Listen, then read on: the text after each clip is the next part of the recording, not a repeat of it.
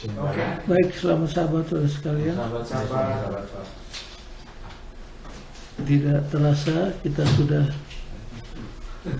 masuk di pelajaran 10. Cepat sekali ya. Kuartal depan minor profit. Judah atau Israel? Oh, dia nak bilang judulnya minor. Biasanya dibagi dua. Minor prophet di Judah, minor prophet di Israel. Atau mungkin digabung. Mungkin juga. Itu biasanya sejarah itu. Malam ini kita akan pelajari stewardship and the environment. Bahasa Indonesianya penata layanan dan lingkungan. penata layanan dan lingkungan.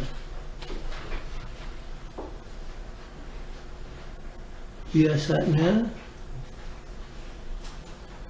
orang Advent kalau mendengar kata penata layanan ingat apa?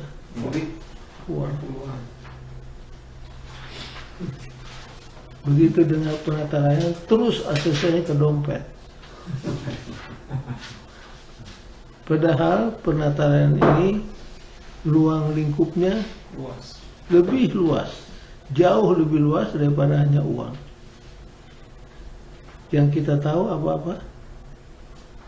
Empati, fortis, Time, time, talent, talent, temple, temple, and present. treasure. Itu.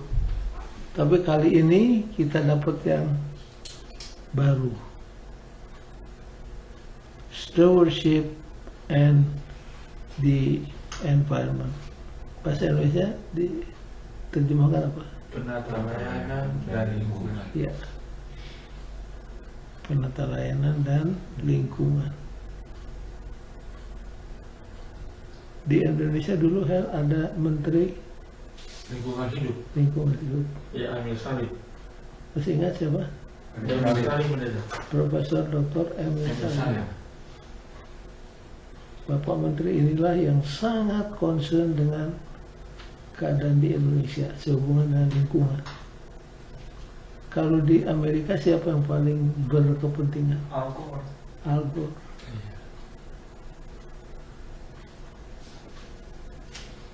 Ke Greenpeace, ya, grup NGO yang paling populer di dunia.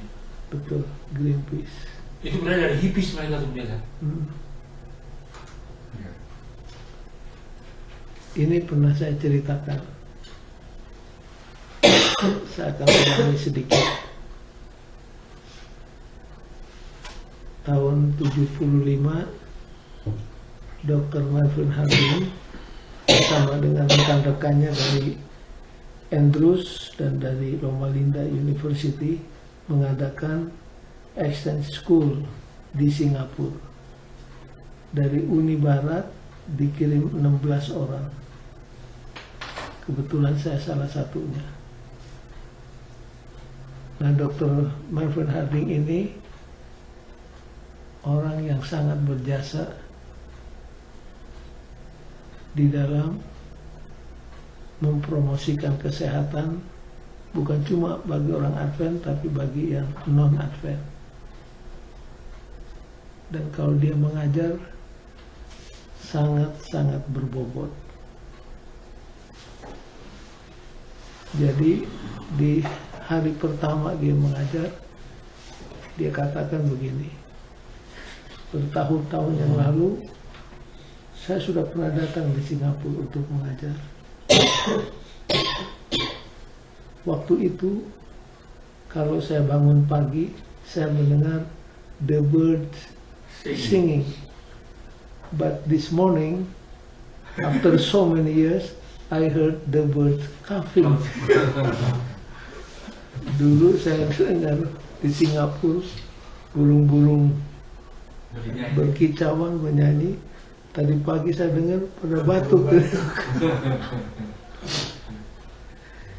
Ini mengartikan Singapura yang ketat polisinya tentang lingkungan hidup tidak bisa mengelak dari kenyataan.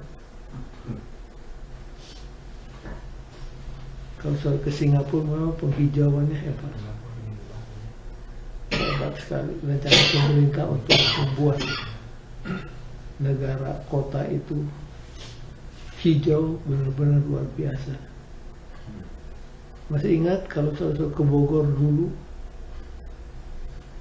Pak Derajat masih ingat kalau dari Jakarta ke Bandung lewat Bogor, dulu burung-burung di pinggir jalan di pohon-pohon.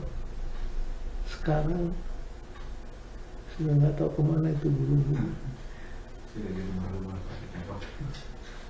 Karena itu apa?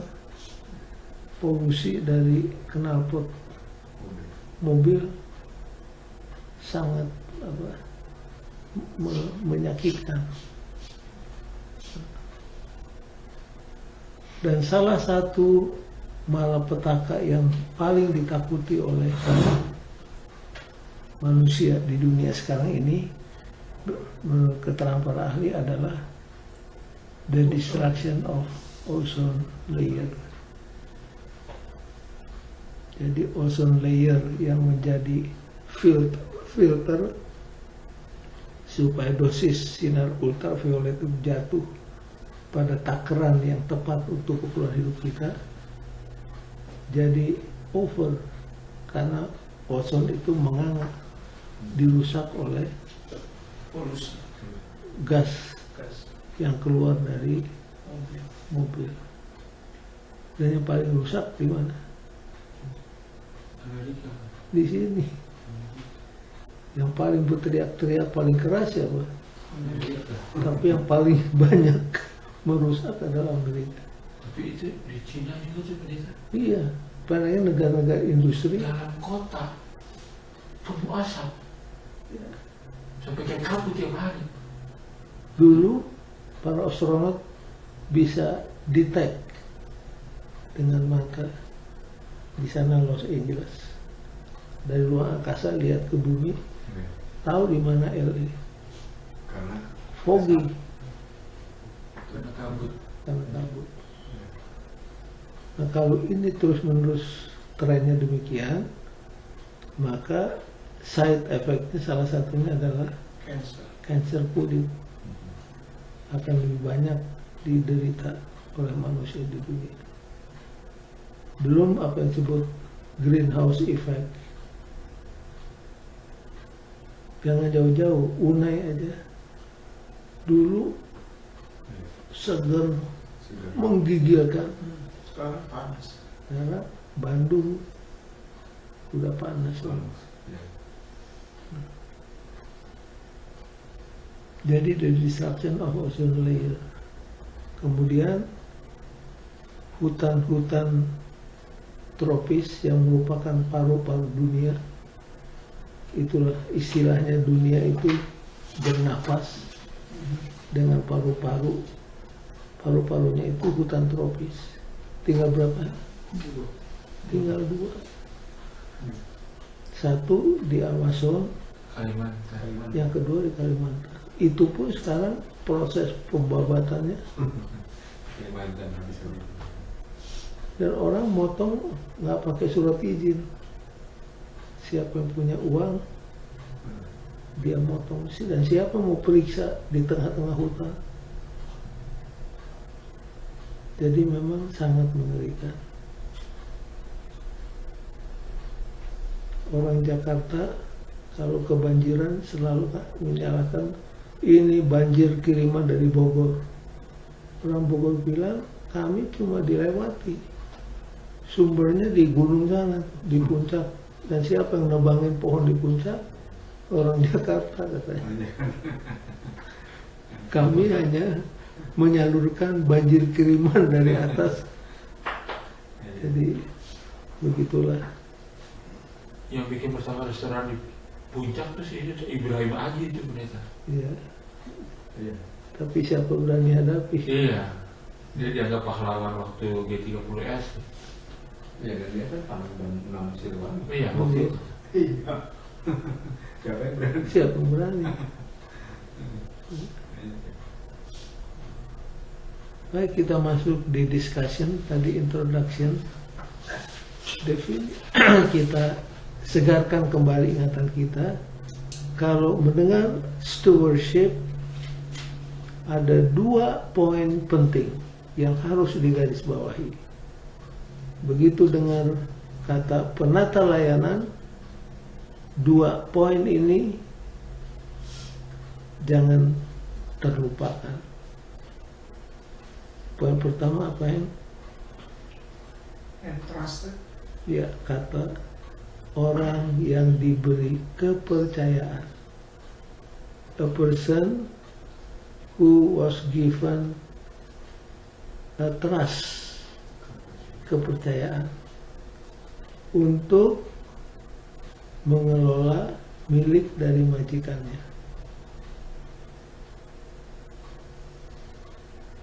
Dan harinya akan datang, si penata layan harus give accountability. Apakah dia kedapatan setia atau tidak.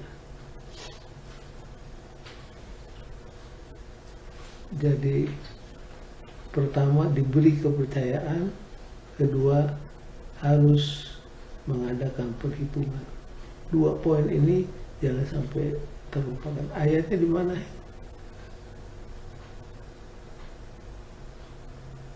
Matius 25. Ya. Ayat 14 sampai 19. Di Matius 25 ayat 14 sampai 19, di situ terdapat 2 kata itu. Jadi kita mendapat kepercayaan untuk mengelola milik daripada majikan, dan dari waktu ke waktu kita harus memberikan accountability, perhitungan. Ya.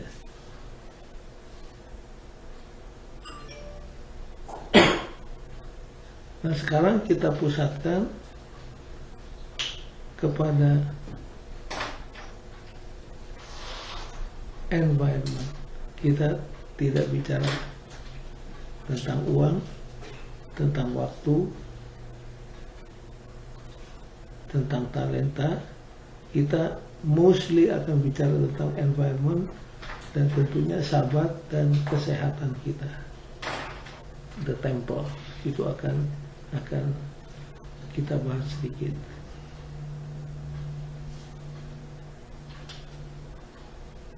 Pada waktu Adam dan Hawa diciptakan, kepada mereka diberikan apa?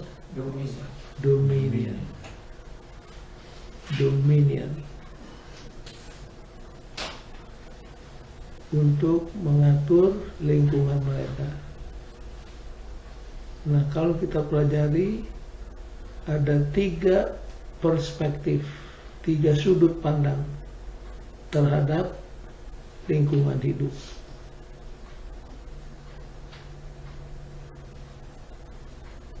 Sekelompok orang perspektifnya menyedot keuntungan, maka terjadilah exploiting the environment. Apa itu exploiting? Perusakan. Exploit. Merebut keuntungan. Ya. Perusakan. Ekspektasi. Eksploitasi.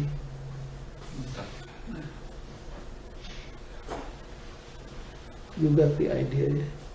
Itu kata eksploitasi seperti memeras kita dalam usaha untuk mengeruk keuntungan, kita memeras orang lain. Kalau bahasa Indonesia itu menguras. Menguras ya. Istilah Bung Karno masih ingat? Exploitation of the long parlo. The long parlo. Exploitation of the long parlo. Memeras manusia oleh manusia. Nah, ini terjadi pernah saya diundang bikin ceramah di Ilian. Dalam waktu yang senggang diundang untuk menghadiri upacara pembukaan perusahaan kayu. Jadi saya duduk bisa dengar kata-kata sambutan. Jadi orang dari Jakarta, orang kaya, mau buka usaha penebalan kayu di Irian. Nah, sesudah bicara ke kiri ke kanan, ganti-ganti pembicara, akhirnya Bapak Lurah setempat bicara. Saya tuh waktu dengar dia bicara sangat terharu. Dia bilang, saudara-saudara pengusaha dari Jakarta, kami senang akan berdiri perusahaan yang besar di daerah saya, di Irian. Cuma saya mau bicara terus terang, dari generasi ke generasi, sudah bertahun-tahun lamanya kami sudah menyatu dengan alam lingkungan.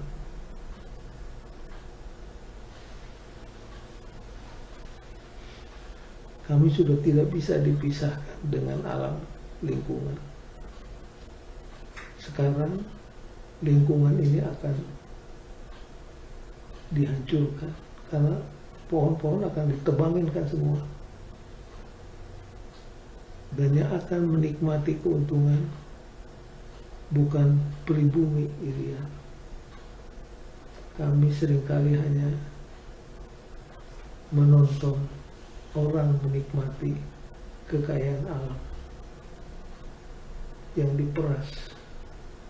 Wah, saya pikir berani juga ini Bapak Lurah bicara. Tapi memang benar,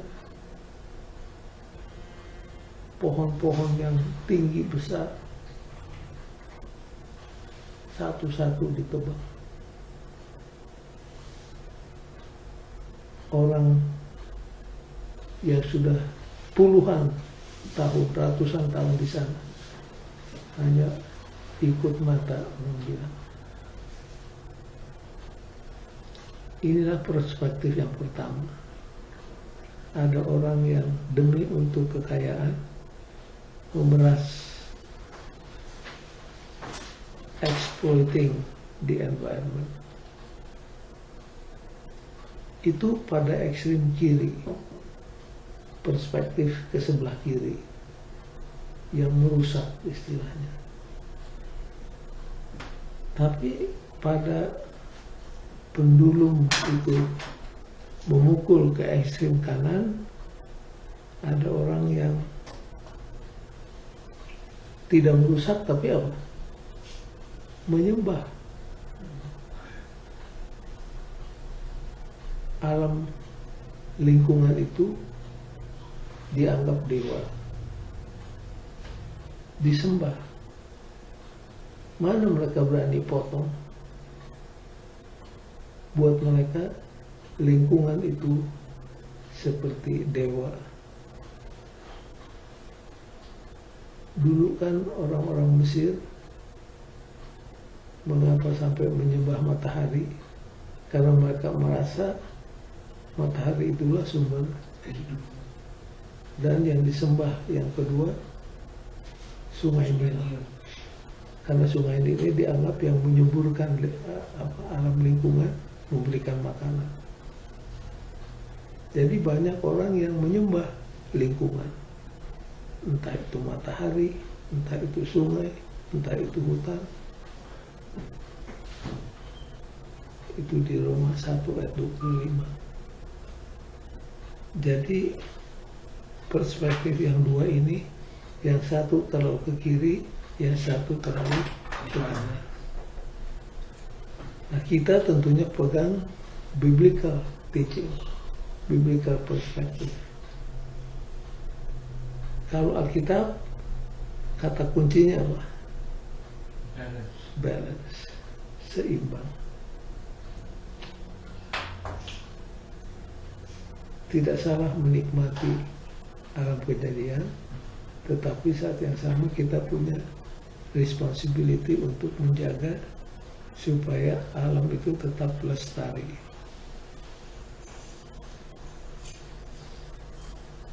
Kalau rencana pemerintah sih hebat. Begitu ditebang harus diapa? Reboisasi. Reboisasi. Reboisasi. Tapi ya enggak di follow up dengan baik. Jadi habislah, entah kapan hutan Balikpapan akan habis, tapi tiap hari sekian ribu hektar habis ditebang satu persatu. Sangat mengerikan. Kemudian kita bicara tentang principle of stewardship yang diajarkan oleh Alkitab. Pak Johan, Kejadian 2 ayat 15.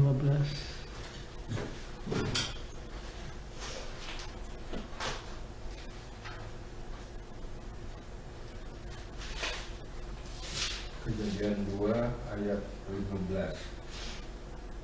Tuhan Allah mengambil manusia itu dan menempatkannya dalam Taman Eden untuk mengusahakan dan memelihara taman itu. Terus Pak? Nah, kata memelihara itu bahasa Ibraninya 3 huruf. SMR. SMR itu original meaningnya adalah to watch over. Apa to watch over? Menjaga, mengawasi. Dan to protect. To protect artinya melindungi.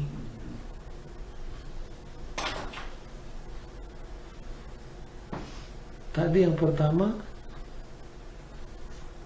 di Kejadian 1 ayat 28 ada kata apa? Kalau Kejadian 2 ayat 15 kata kuncinya to keep, SMR, to protect.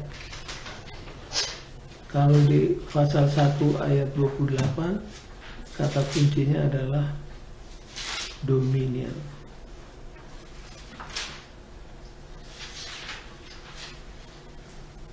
Jadi antara dominion dengan protect itu ya, seperti ada tension. Di satu pihak diberikan dominion, di lain pihak diminta untuk apa? Protect. Ini bicara tentang privileges and satunya apa? Responsibility. Banyak orang sebagai steward mau mengambil hanya apa? Hanya privilege,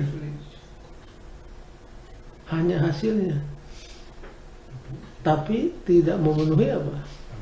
Tanggung jawab. Jadi ingat, kalau seorang jadi steward, diangkat jadi steward, dia punya certain privileges. Tapi ingat, privileges ini tidak bisa dipisahkan dari responsibilities.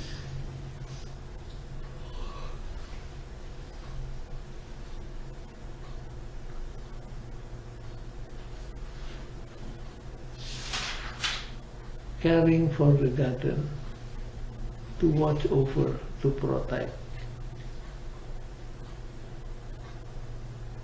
PBB menetapkan apa yang disebut Earth Day.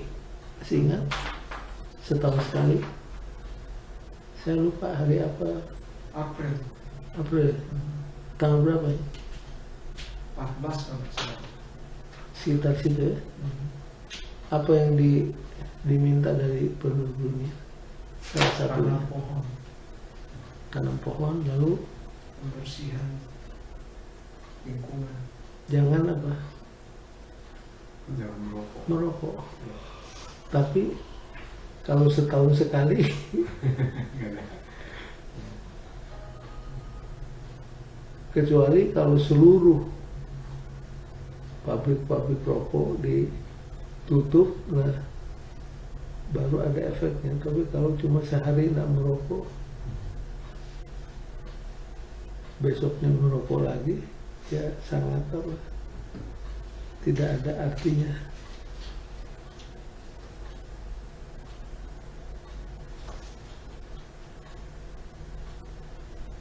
Tapi sekarang ada kemajuan. Masih ingat dulu di Indonesia, kalau kita naik bus dari Jakarta ke Bandung, waduh, Asap rokok. seperti di karbit kita di dalam. Di kereta api, Iya. di Sesak gedung-gedung, sesak napas. Yang paling ketat siapa? Di Singapura, Oh, itu lebih dahulu. Singapura paling ketat. Nah, kembali ke principle of stewardship, Adam disuruh apa? Memberi nama.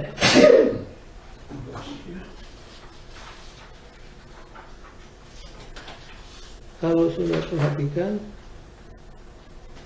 yang memberi nama itu biasanya yang bagaimana statusnya? Lebih tinggi. Lebih tinggi.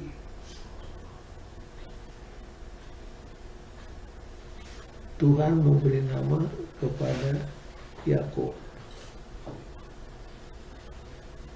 memberi nama kepada Abraham. Siapa lagi yang diberi nama oleh Tuhan?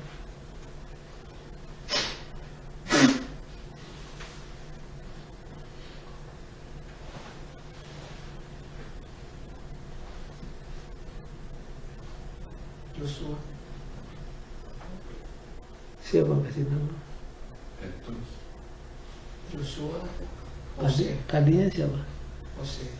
Lalu dikasih nama? Joshua. Siapa kasih nama? Musa. Musa. Karena Musa dia pemimpin, memberikan nama kepada anak buahnya. Tadinya namanya Hosea. Apa nih Hosea? Hosea itu artinya keselamatan. Joshua artinya Tuhan. Yahweh is salvation. Musa yang mengganti namanya, mengartikan bahwa Musa lebih tinggi posisinya dari Hosea. Nah, jadi sekarang Adam disuruh Tuhan memberikan nama. Implikasinya Adam punya status sebagai apa? Ruler over the animals. Tapi jangan lupa, ruler itu jangan memeras, tapi harus apa? Mengayomi, harus to watch over, harus to protect. Ada dua macam pemimpin.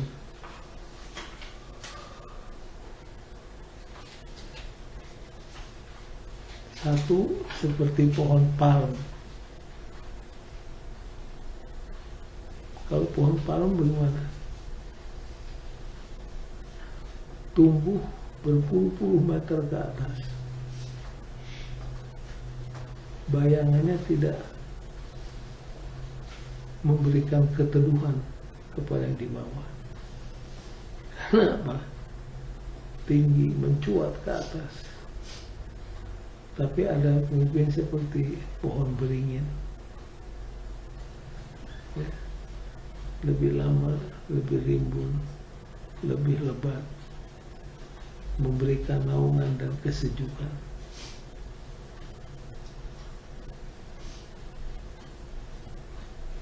Kita harus seperti pohon beringin, lebih lama memberikan kesejukan.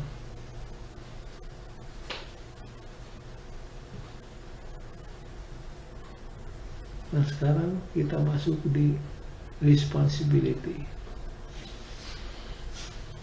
The Sabbath and the environment. Kenapa Tuhan meminta supaya kita berhenti beristirahat pada hari Sabat dari pekerjaan kita? Salah satunya adalah a constant reminder, mengingatkan kepada kita selalu bahwa kita bukanlah makhluk yang sama sekali otonomos.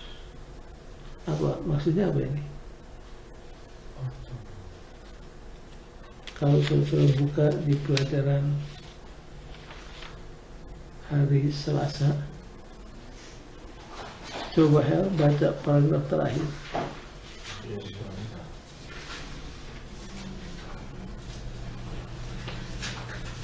Yang kerja non-stop.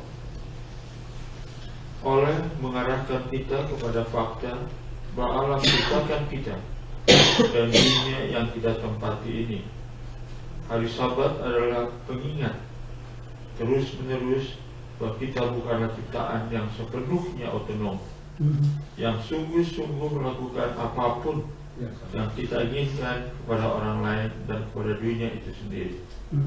Sabat seharusnya mengajarkan kita bahwa kita sesungguhnya adalah para penata layanan dan bahwa penata layanan memerlukan tanggung jawab. Dan sebagaimana yang dapat kita lihat dalam hukum itu sendiri, tanggung jawab meluas sampai kepada bagaimana kita memperlakukan orang-orang yang di bawah kita. Nah, untuk saudara ketahui, di gereja Advent dan juga di gereja luar, gereja yang bukan Advent, ada yang disebut Christian Ethics. Christian Ethics. Nah, kalau saudara ambil kelas Christian Ethics, di sana dibahas isu-isu yang seringkali bukan black and white issue, black or white issue, isu-isu yang berwarna gray area. Contohnya, kalau sudah ikut Christian Ethics, akan dibahas tentang abortion. Boleh atau tidak abortion? Kemudian mercy killing. You tahu mercy killing kan? Euthanasia. Mercy killing contohnya begini. Orang-orang yang punya kuda untuk diikutsertakan dalam perlombaan, itu lari lebih cepat naik kuda, itu kan harganya mahal. Satu kuda itu bisa berapa harganya? Buat pemiliknya sangat berharga. Tapi misalkan kuda itu putus, dia punya urat kaki, apa yang dibuat? Dijual nggak laku, dipelihara nggak ada gunanya.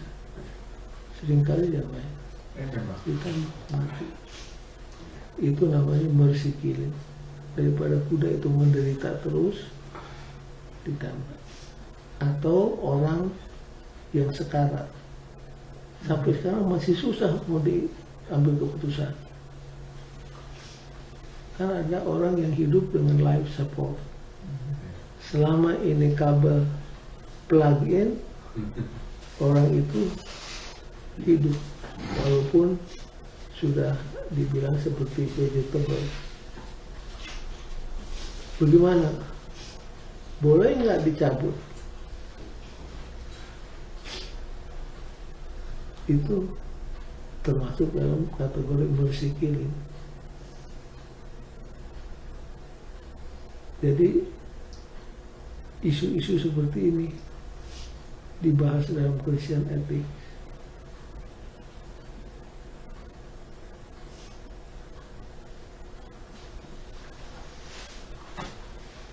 Gimana dalam apa? Dalam Bible teaching mengenai mercy killing. Itulah yang sampai sekarang pro and kontra itu. Kalau kita biarkan dia juga nggak bisa Iya. memakan menderita. Jadi argumen dari dua pihak sama apa? Kuat. Sama kuat. Nah, saya ambil yang lebih mudah lah, abortion. Bagaimana posisi Advent? Posisi Advent against abortion. Kecuali ada kecualinya. Kecuali kalau terjadi rape. Misalkan seorang wanita di rape, jadi maka boleh diadakan aborsi. Atau misalkan seorang ibu hendak melahirkan, ini bukan rape, normal, tapi dokter disuruh milih ibunya atau babynya. Sekarang dipilih, kalau di Jakarta ibunya. Ya makanya. Jadi ada cases tertentu di mana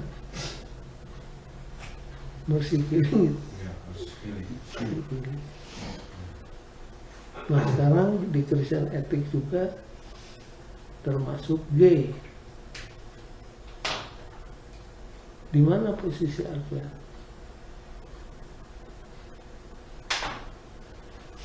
Apakah gay bisa diangkat jadi misalkan tenaga pengajar di sekolah, mengajar anak-anak kita? Banyak orang tua katakan, kami nggak mau anak-anak kami diajar oleh gay.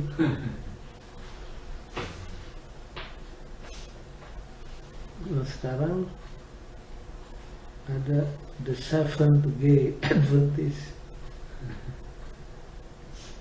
Ada aja seperti ini. Jadi inilah Christian Ethics yang abu-abu. Prinsip kita seperti biasa. Kalau ini konservatif, ini liberal, kalaupun kita harus bersalah, lebih baik kita salah kemana? Ke mercy. Ke konservatif.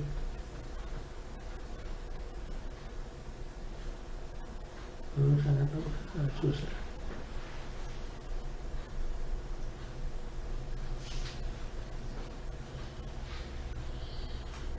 Jadi di sini memberikan sedikit tambahan kepada apa maknanya keeping the Sabbath sehubungan dengan tugas kita sebagai steward of the environment. Kemudian yang berikutnya,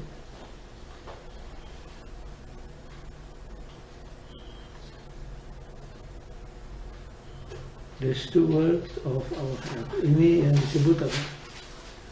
The temple.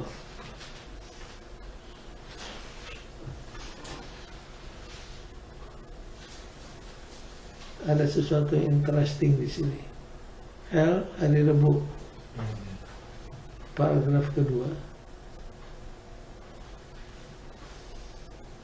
Tubuh kita adalah wadah bagi otak kita. Tubuh kita adalah wadah bagi otak kita. Oke. Dan melalui otak kita lah Roh Kudus berkomunikasi dengan kita. Jika kita ingin memiliki persekutuan dengan Tuhan, kita harus merawat tubuh dan otak kita. Jika kita menyalahgunakan tubuh kita, berarti kita menghancurkan diri kita sendiri, baik secara fisik maupun rohani. Menurut ayat-ayat ini, keseluruhan pertanyaan tentang kesehatan itu sendiri dan bagaimana kita merawat tubuh kita, yakni bait Allah, adalah masalah moral yang penuh dengan konsekuensi kekal. Jadi kalau saudara pelajari tentang the nature of man, sifat atau keadaan manusia,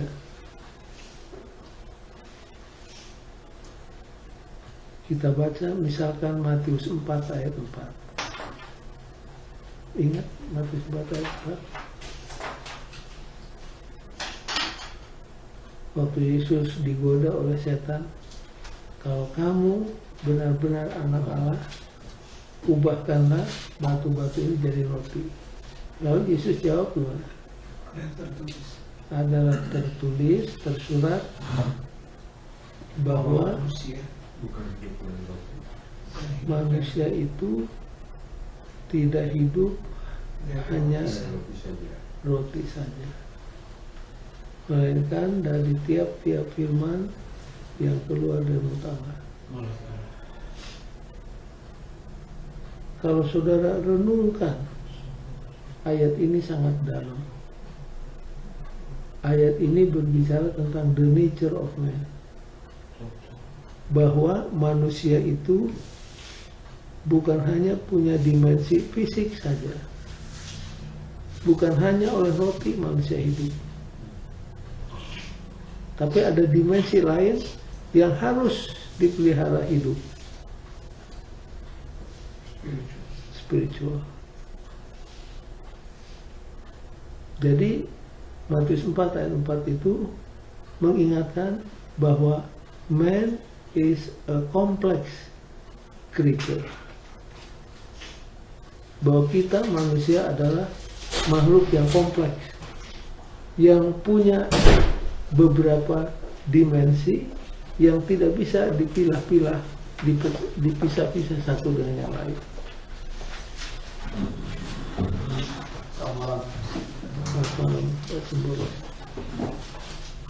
Jadi manusia itu adalah satu kesatuan antara, biasanya ada 4 disebut: mental, physical, spiritual, dan apa satu lagi? Sosial. Coba sekarang kita buka kembali Lukas 2 ayat 52, Pak Johan.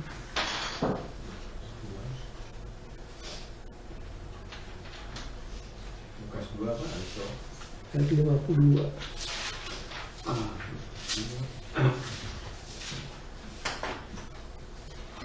Ayat berapa? 52. 52.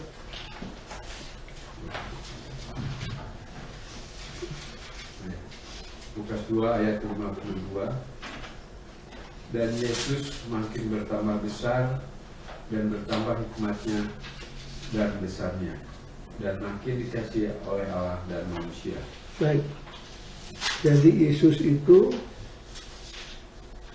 seorang manusia yang berkembang dengan cara yang sangat seimbang. Apa tadi? Besarnya. Itu bicara tentang apa? Fisiknya. Jadi Yesus fisiknya bertumbuh. Yang kedua, bertambah hikmatnya. Itu bicara tentang pola pikir, tentang mentalnya. Jadi fisiknya berkembang, otaknya, mentalnya berkembang. Lalu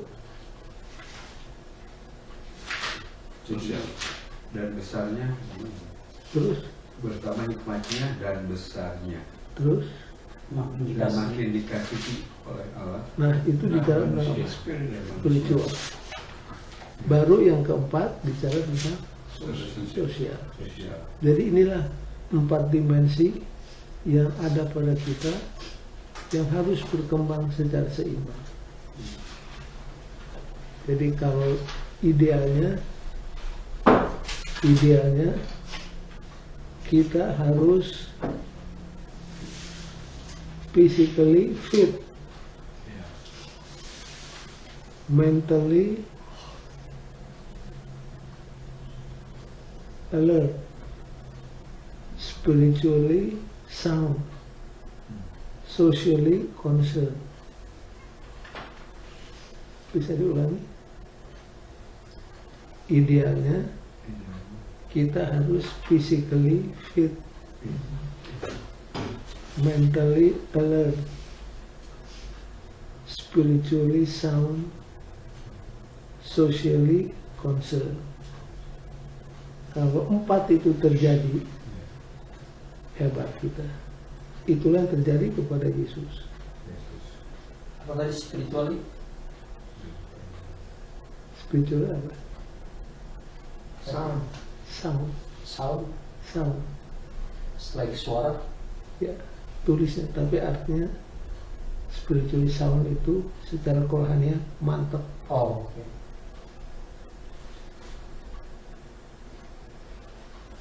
Sekali lagi, physically fit, mentally alert, spiritually sound, socially concerned. Kalau ini terjadi, hebat. Nah, yang saya mau tekankan ialah ini hanya untuk for the sake of discussion. Dalam kenyataannya kita tidak bisa memisah-misahkan ini jasmani, ini pikiran, ini rohani, ini sosial. Tidak bisa. Yang 4 itu gimana? Indivisible, bersatu. Sehingga kalau sudah pelajari Alkitab, ada ayat-ayat yang sangat sulit untuk dimengerti. Hendaklah atau kiranya Tuhan pohon sejahtera memeliharakan kamu punya tubuh, roh dan jiwa tidak bercacat celah waktu Tuhan datang. Sampai sekarang masih berdebat. Yang diperdebatkan mana yang spirit, mana yang soul. Jadi kalaupun kita bicara yang ini jasmani, ini sosial, ini pikiran, ini rohani, itu hanya untuk diskusi aja. Dalam kenyataannya yang 4 ini bukan Satu. seperti brain.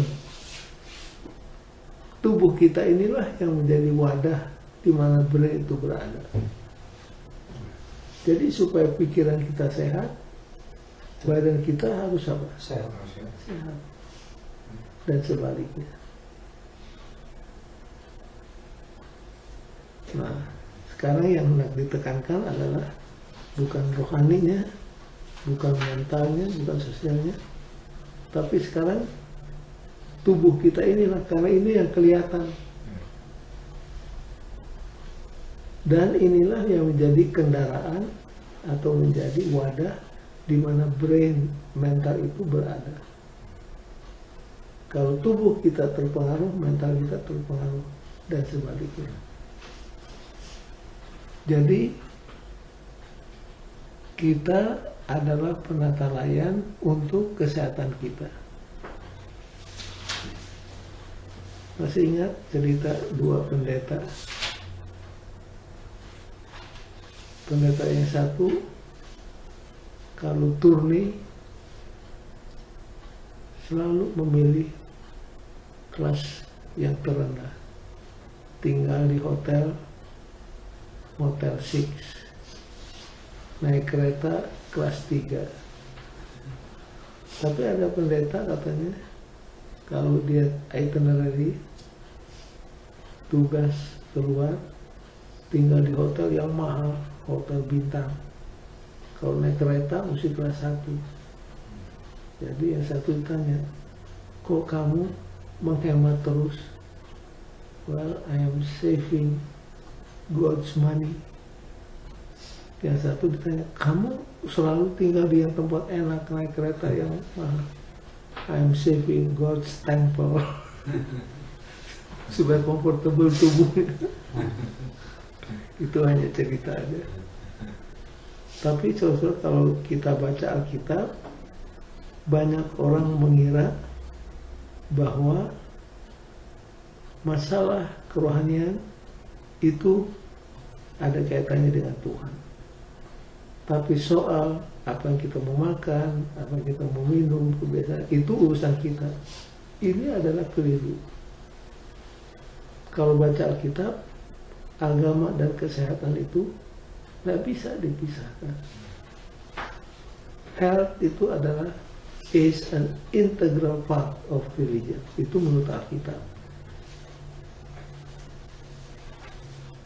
Kalau saudara ditanya, kenapa saudara tidak makan babi?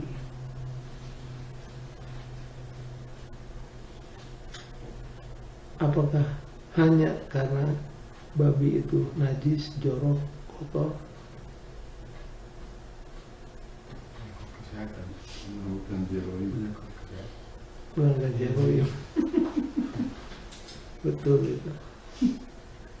Jadi kita menjaga kesehatan bukan hanya sekedar supaya sehat, hanya alasan kesehatan saja. Itu adalah sebagian daripada agama kita.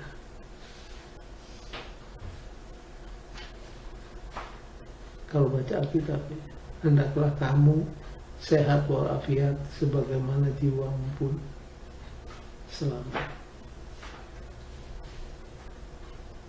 Nah, kenapa ada pemisahan antara tubuh dan pikiran?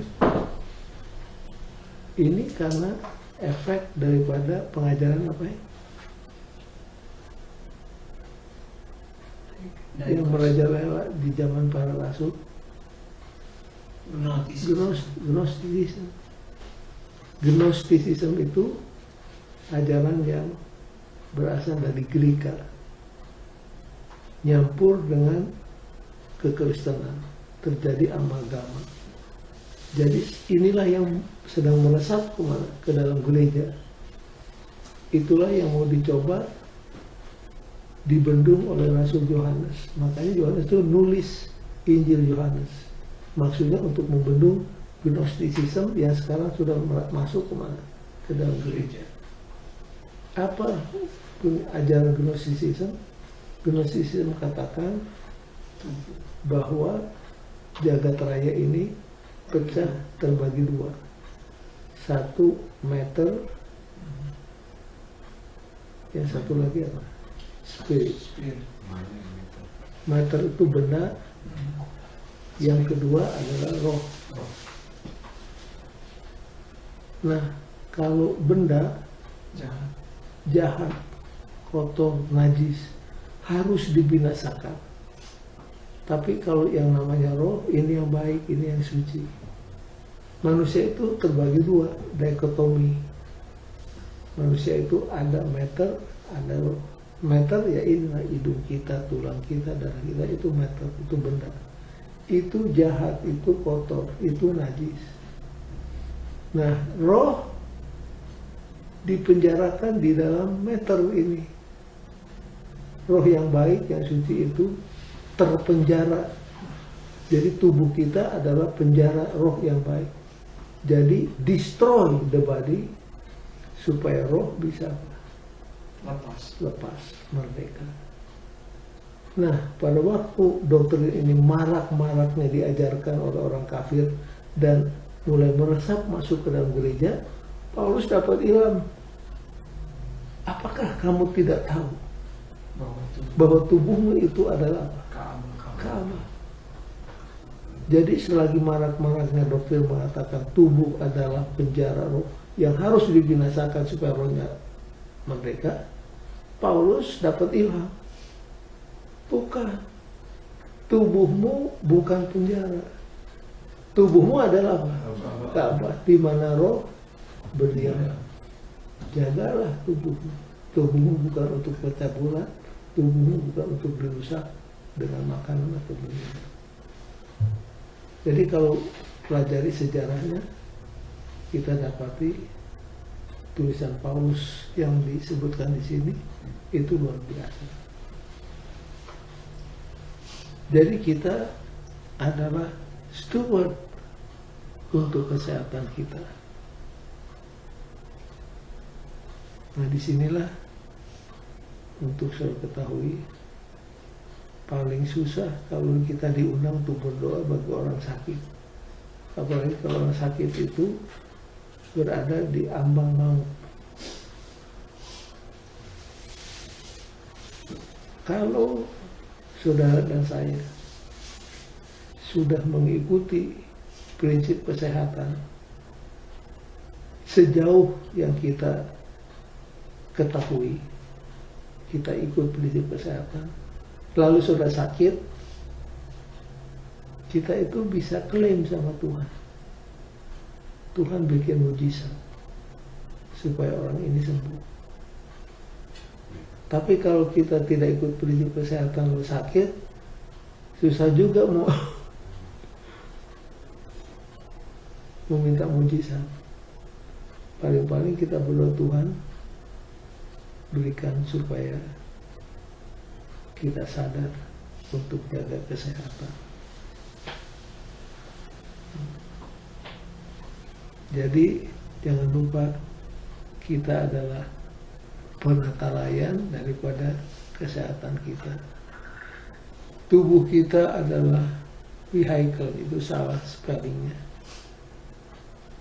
Itu adalah wadah dari otak kita. Dan jangan lupa kalau setan berbicara kepada kita lewat apa? Otak. Kalau Roh Kudus bicara juga lewat apa? Jadi otak kita sangat apa? Sangat penting. Saya membaca artikel yang baru-baru ini. Dokter-dokter Cina sudah berhasil mengubah sel-sel air kencing jadi sel otak.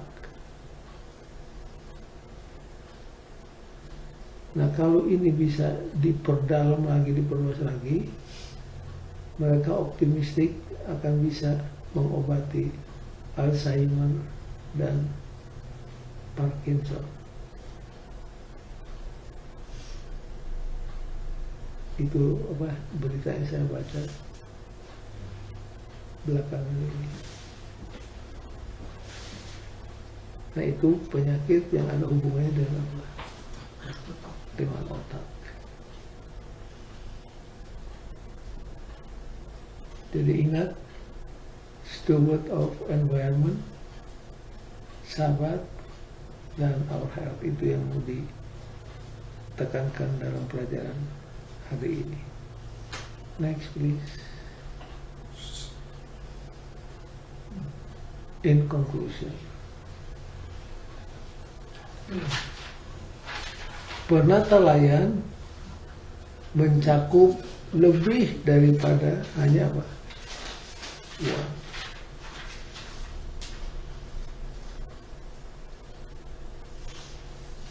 Ruang lingkupnya sangat luas. Uang, waktu, tubuh kita, kesehatan kita, harta kita, dan ditambah ini malam dengan lingkungan. Apa dua kata yang harus digarisbawahi sehubungan dengan steward? Trust, responsibility. Penatalayan adalah seorang yang dapat kepercayaan. Nah, saudara jangan lupa, semua yang ada pada kita itu trust dari Tuhan. Apakah uang, apakah talenta, itu adalah kepercayaan. Dan ini kalau steward mau diperluas lagi, anak-anak kita juga adalah apa? Trust. Itu trust dari Tuhan yang harus dijaga, dipelihara, dididik dan dibesarkan. Merupakan trust dari Tuhan. Dan harinya akan datang, semua steward akan diminta apa? Tanggung jawab. Accountability, harus mempertanggungjawabkan.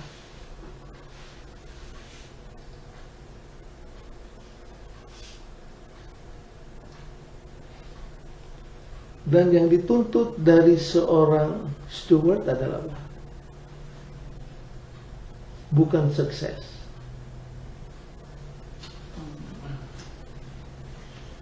Apa yang dituntut?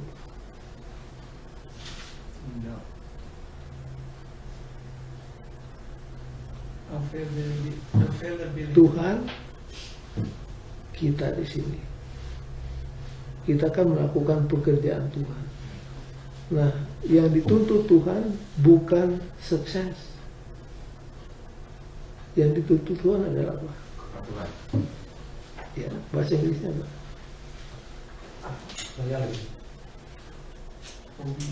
Obedience. Sedikit lagi.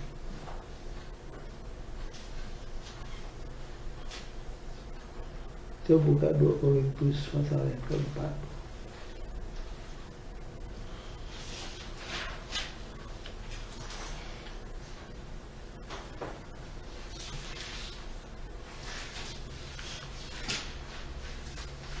Yes.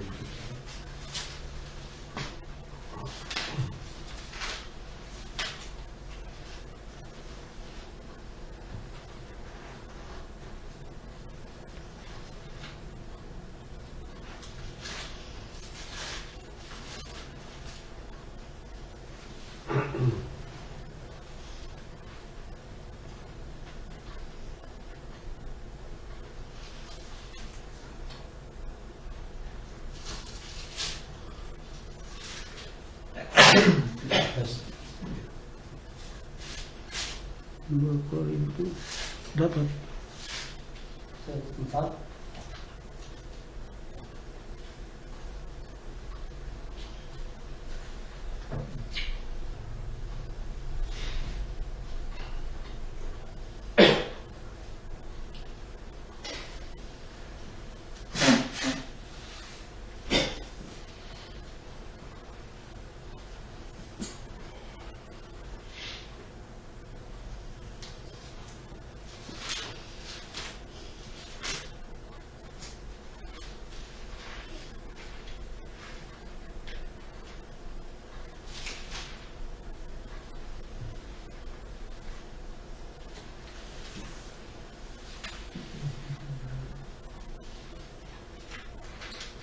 Coba buka 1 Korintus.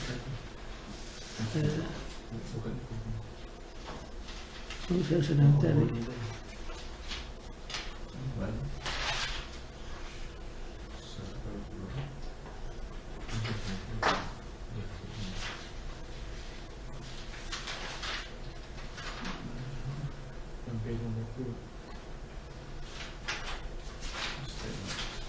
Kita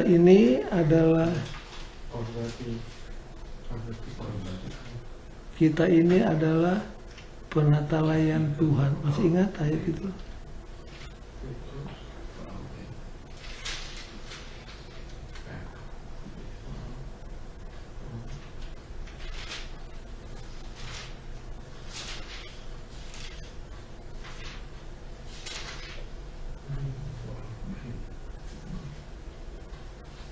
Satu Korintus pasal 4. Iya Pak. Pak Juhan? 1 Korintus berapa? 4. Mulai 1. 1 Korintus 4 ayat 1. Ya. Demikianlah hendaknya orang memandang kami sebagai hamba-hamba Kristus yang kepadanya dipercayakan rahasia Allah.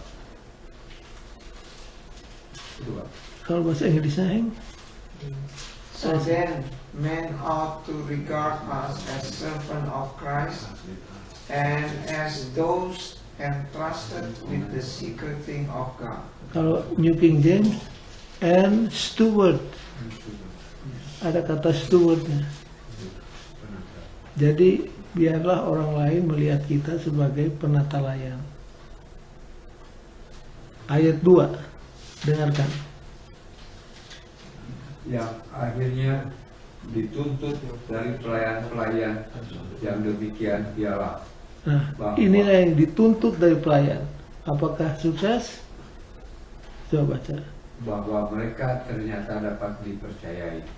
Nah, required in steward that one be found apa? Heng, ayat 2 bagian akhir. Trusted. Prove faithful. Faithful. Oh, Jadi saudara, yang Tuhan tuntut dari kita adalah apa? setia. Setia. Kalau Nyonya White bicaranya begini. Kalau kita setia, sungguh-sungguh melakukan pekerjaan Tuhan, maka Tuhan akan membuat dirinya, bukan diri kita, dirinya responsible untuk sukses. Jadi don't speak about sukses. Itu urusan siapa? Tuhan. Urusan kita, do our best. Sama Mother Teresa bilang begitu. Itu dia. Mother Teresa waktu ditanya, Anggota Kongres tanya. Tapi Mother Teresa rupanya baca Alkitabnya luar biasa. Mother Teresa, bagaimana kamu bisa sukses melakukan pekerjaanmu yang besar seperti ini? Mother Teresa nyaut, ayat ini yang dia kutip. Senator, Tuhan tidak menuntut saya sukses, Tuhan menuntut saya faithful. Sukses itu urusan siapa? Tuhan.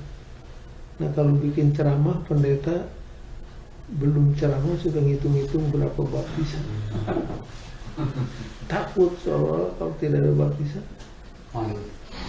Jadi yang harus dilakukan, be faithful. Lakukan the best juga. Urusan sukses, Tuhan bilang that is my responsibility. Jadi itulah nomor 1 tadi. Yang kedua, we must have a balanced perspective on the way in which we relate to the world that the Lord created for us. Jangan merusak alam lingkungan, tapi jangan menyembah alam lingkungan. Karena di dunia ini ada yang merusak, tapi ada yang menyembah. Kita ikut Alkitab.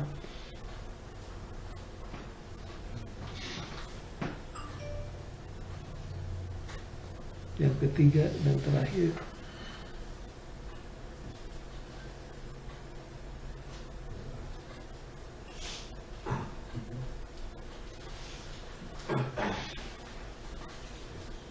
as a steward, we must give accountability. Kita akan dituntut untuk memberikan apa? Pertanggungjawaban. Jadi tiap kuartal owner biasanya memanggil manajer, dicek pembukuannya. Bagaimana? Apakah dia faithful atau tidak?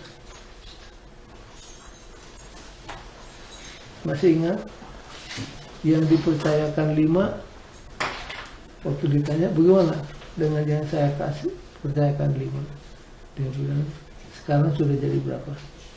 10. Yang 2 Jadi 4. jadi 4. Yang 1 Tanam. yang 1 dia apa ya? Tanam. Ditanam di tanah dan disembunyikan. He is not faithful kepada tugas yang Tuhan berikan.